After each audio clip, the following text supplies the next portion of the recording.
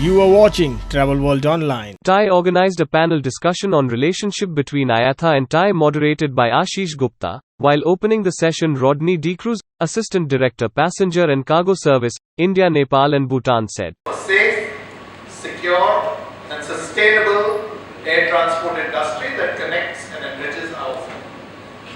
Now, in one word, in all these words, it's quite a mouthful, but I'd just like to question everybody here. Do you or do you not feel as we're being part of an air transport industry? Are you all a part of the air transport industry? Yes. Perfect. So you know our vision, you know our mission. Airlines, without a doubt. We represent, lead and serve the air transport industry, the airline industry. Now, agents are part of that industry. We cannot distance agents as being an extended arm of the airline, part of the airline industry. We didn't even say agents, because remember, an agent acts on behalf of the principal. So if you're representing an airline, you're representing an agent at the same time. IATA and TIE go along. But let me make it very clear. Travel agents in this world, not just India, have existed long before IATA. Then came IATA. And the travel agent will exist even without IATA.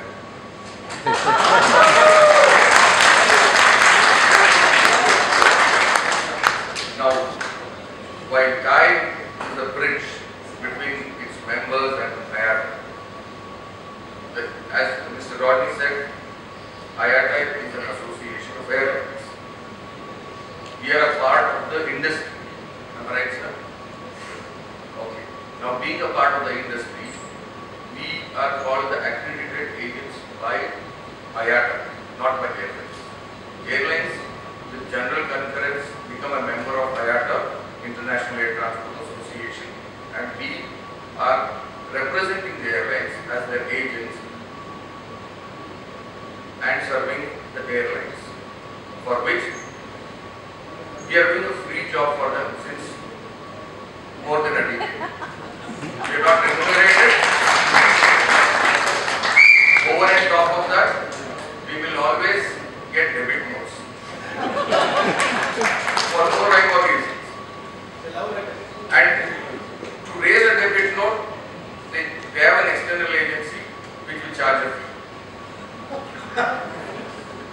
This is the wonderful relationship agents are having with IATA. Thanks, Ashish, for the question. But before I get on to the answer, let me complete an incomplete statement of Lokesh. He said travel agents can exist without IATA. IATA cannot exist without travel agents.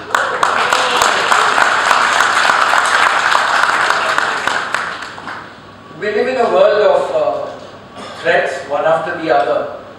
And the global perspective is very clear. Ashish, the COVID crisis has confirmed the inability of IATA and the aviation industry to take care of the travel agents. John F. Kennedy said it well.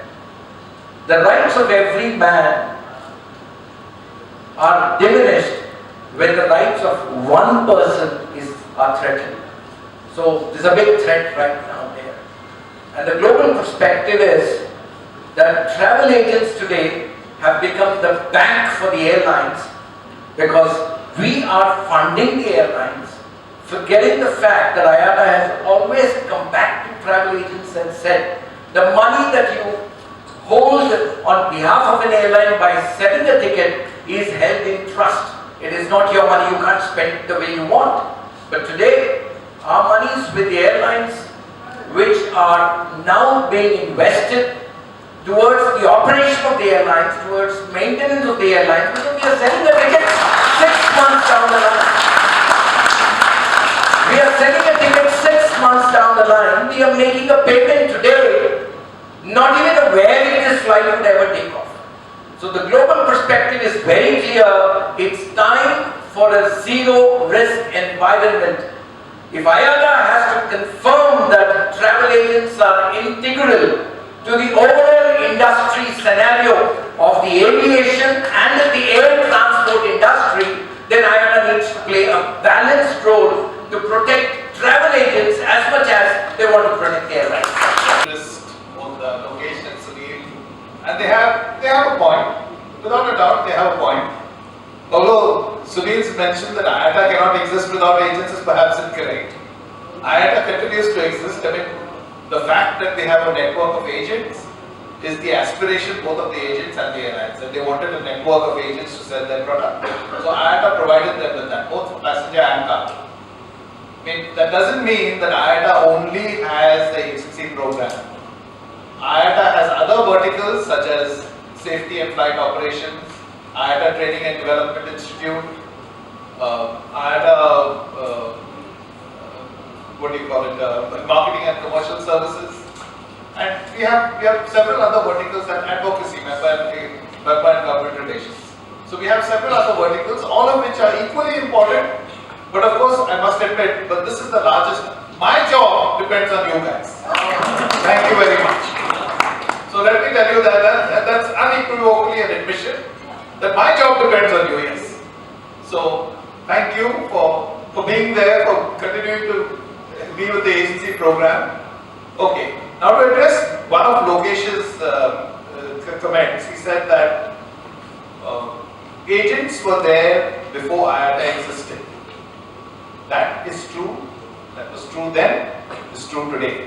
The number of agents that exist in this country are several times more than the number of IATA accredited agents. I hope all of you are aware of that. Several times more. We have 4,417 agents in India, accredited locations as of now, right now, this moment.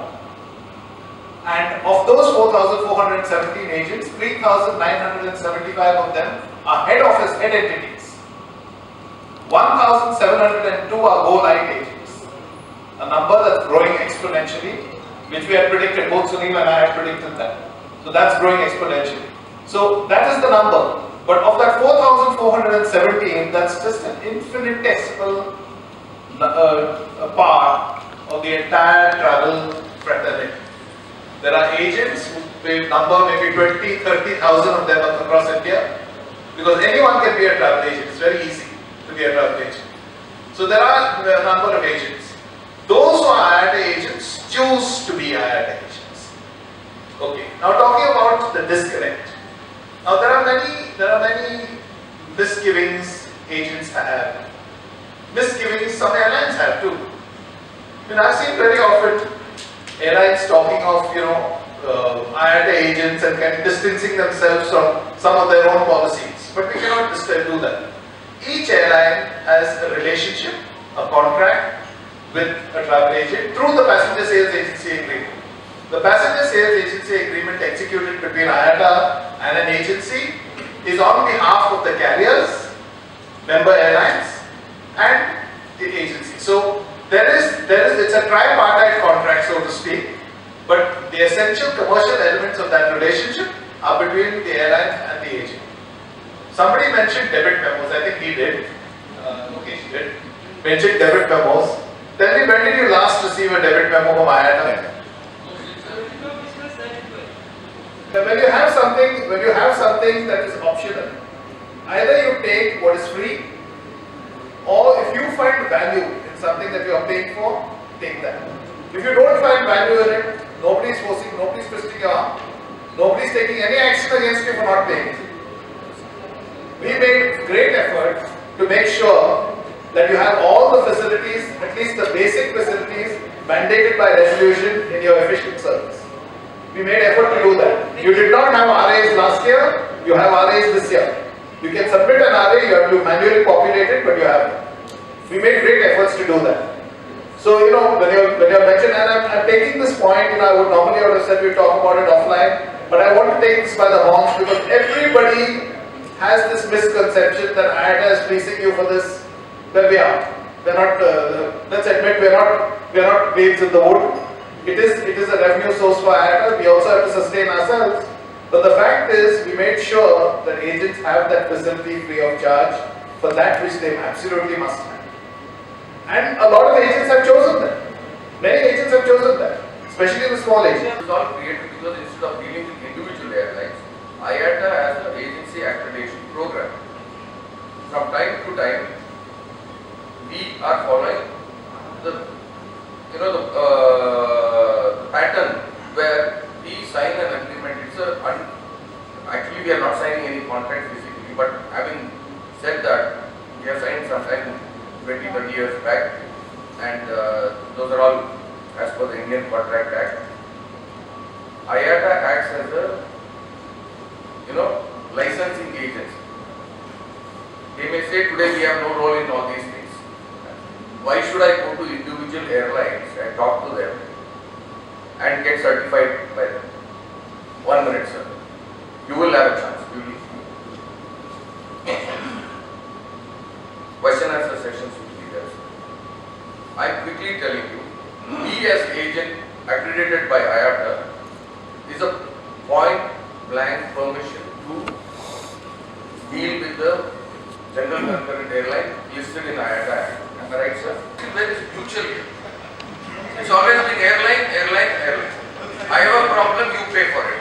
I have fuel problem, you pay for it. The government is charging taxes, please collect taxes and you do it free of cost. We are not rendering services to passengers. Sorry, we are by agreement accredited agent of airline, and we are servicing the airline for which they need to remunerate us.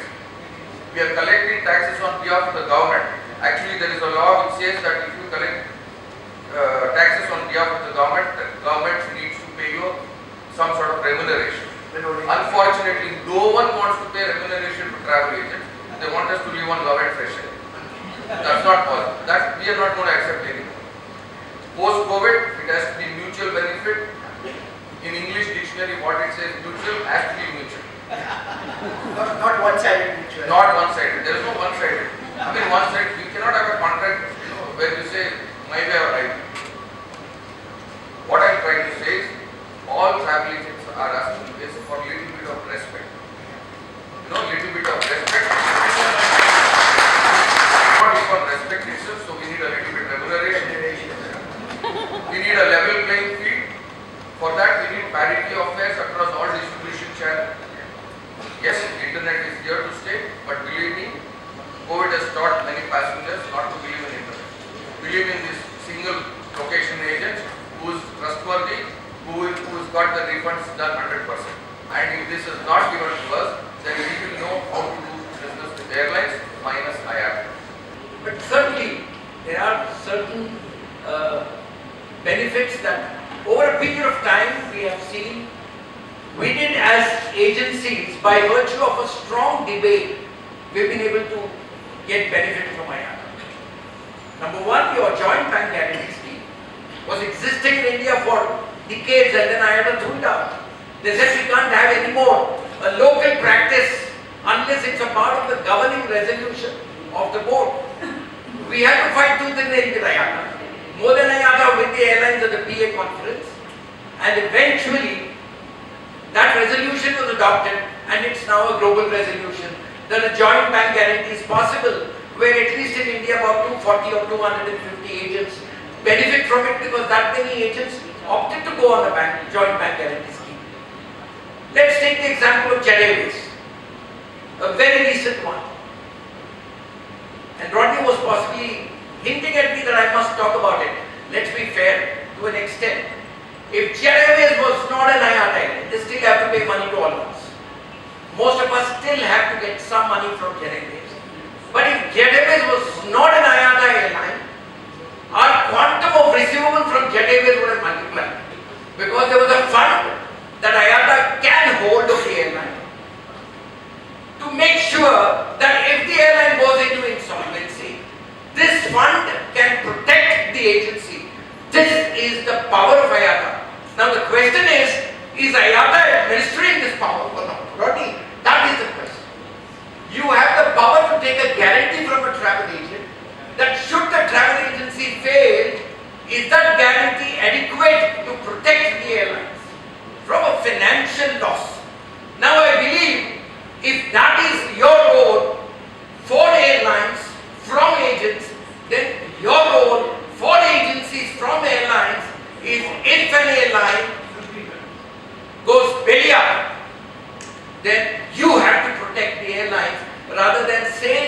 airline is suspended, so go directly deal with the airline.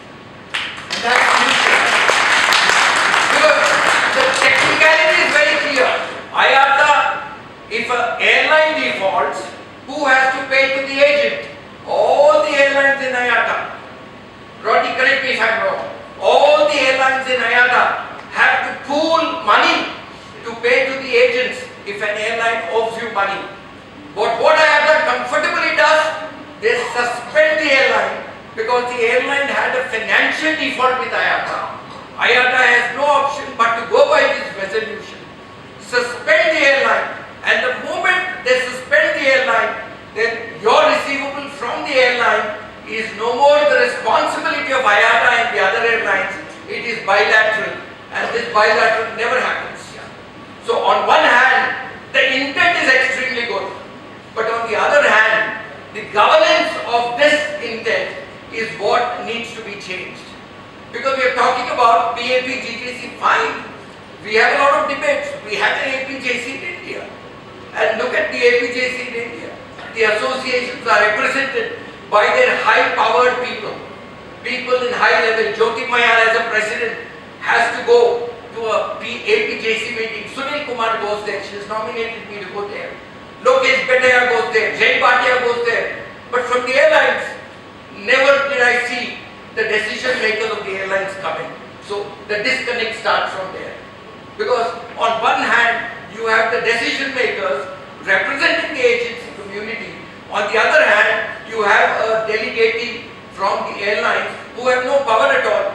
And all they can say is, we'll get back to you, having speaking to our management. That is something that must change.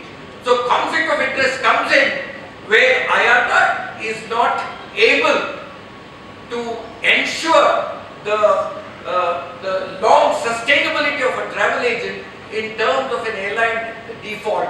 Because today, post-COVID, the environment is that airlines are in much worse financial situations than many of us. Let's be very clear. In other words, what I'm trying to say is our threat is much more than it was a couple of years ago. And all that we are asking from IATA is it's time that you please see the new environment. He was talking about a chameleon changing its color as and when it adapts to a new situation. And I think it's time that IATA changes its color because the scenario is very threatening. And we don't know whether we would get our money for a ticket that we sell today. And that is something that becomes integral to agency-airline relationship. Of course, the other points of location, that we need to be remunerated. All of that is there. But the fact remains that if you're talking about why IATA, well, there is a safety factor to an extent which we must acknowledge. But we want IATA to also confirm to the agents that we are going to take care of your money. Don't worry. No matter how many airlines go berserk, we will take care of you. And that is what we expect from IATA. Zero risk is exactly a program addressing this particular need of the agents.